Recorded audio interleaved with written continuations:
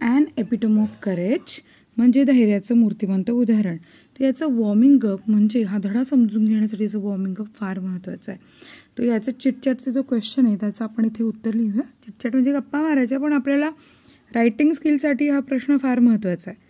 तर जर नवीन असाल तुम्ही चॅनलला तर चॅनलला सबस्क्राईब करा, बेल आयकॉन दाबा. आणि माझं नाव आहे सपना टीचर आणि पुणे जिल्ह्यातील तळेगाव दाभाड इथून तुमच्यासाठी व्हिडिओ तयार करते. सो अ स्ट्रेंज ट्रूथ म्हणजे काय असं विचित्र सत्य आहे की handicapped are those who refuse to take up challenges. म्हणजे अपंग लोक कोण आहेत की जे आव्हानं स्वीकारण्यासाठी तयार नाही आहेत, नकार देतात आव्हानं स्वीकारण्यास, even with all their senses and physiology in perfect condition. म्हणजे जरी तुमची सगळी सेन्सेस आणि तुमची शरीर रचना ही जरी किती परफेक्ट कंडिशनमध्ये असेल, पण तुम्ही जर आव्हानं घ्यायला नकार देत असाल तर मात्र तुम्ही कोण आहात? हँडिकॅप आहात. म्हणून हे कायम लक्षात ठेवा की हँडिकॅप हे हातापायांनी डोळ्यांनी अपंग असणारे लोक नाही आहेत. ते जे आव्हान स्वीकारत नाही ते अपंग आहेत. Understand and discuss the about truth. आता हे जे वरील सत्य आहे ते काय करायचे, समजून घ्यायचे आणि त्यावर चर्चा करायची. How can you encourage such people to change and become confident? Discuss at least 4 to 5 ways you can do the above. म्हणजे अशा प्रकारच्या लोकांना तुम्ही कशा प्रकारे प्रेरित करू शकता, आत्मविश्वास निर्माण करू शकता त्यांच्यामध्ये, चर्चा करायची आणि आपण काय 4-5 पद्धती किंवा मार्ग दाखवायचे, लिहायचे आपण इथे. चला वेळ आपण याचं उत्तर लिहूयात. So statement the statement emphasizes that true handicaps are mental barriers, not physical limitations. People who avoid challenges despite being capable limit their growth. Okay. To encourage change and build confidence साठी आपण 4-5 प्रकार सांगूया. Promote a positive mindset by focusing on strengths. Second, share stories of successful role models who overcome challenges. Third, break tasks into manageable steps to make goals achievable. Fourth, celebrate small victories and provide emotional support. 5. Encourage participation in group activities to build teamwork and confidence.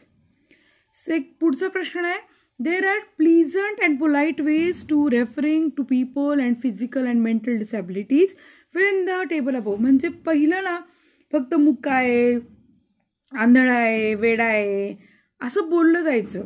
पण आत्ता कसं करतात की visually challenge आहे म्हणजे दृष्टी बघण्यासाठी आव्हान आहे त्या व्यक्तीला, किंवा स्पीच इम्पेअर्ड म्हणजे बोलण्यामध्ये अडथळा आहे, असं एक छान प्रकारे बोललं जातं ज्यानं समोरच्या व्यक्तीला त्रास होत नाही ऐकल्यावरती.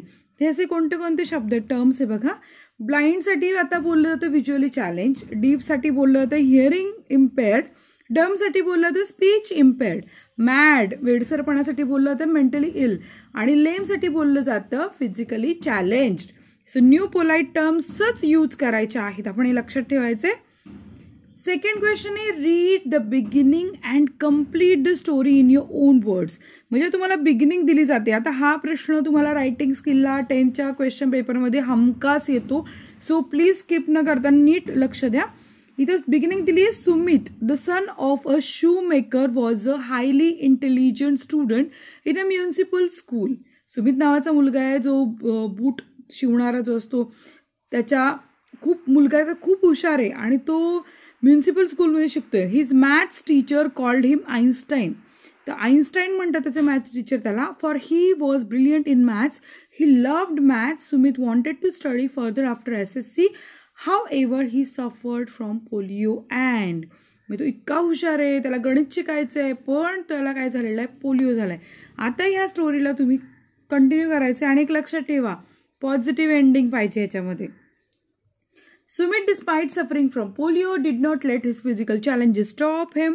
He sought inspiration from famous scientists like Stephen Hawking, who achieved great success despite severe disabilities. Sumit continued his education with determination and excelled in mathematics, securing a scholarship to study further with hard work and persistence. He graduated with honors and eventually became a renowned mathematician. Sumit also worked to inspire and mentor other students with disabilities, showing them that nothing is impossible with the right attitude and effort. His journey became a beacon of hope for many. Proving that challenges can be turn into opportunities. So आहे की नाही प्रेरणादायी गोष्ट याची. So in this way we are solve this warming up lesson. आणि विद्यार्थ्यांना जर तुम्हाला आवडला असेल व्हिडिओ तर लाईक करा आणि चॅनलला सबस्क्राईब करा. तुम्हाला कोणत्या विषयाचा व्हिडिओ हवा आहे मला कमेंट करून सांगा. भेटूयात नेक्स्ट व्हिडिओमध्ये. धन्यवाद.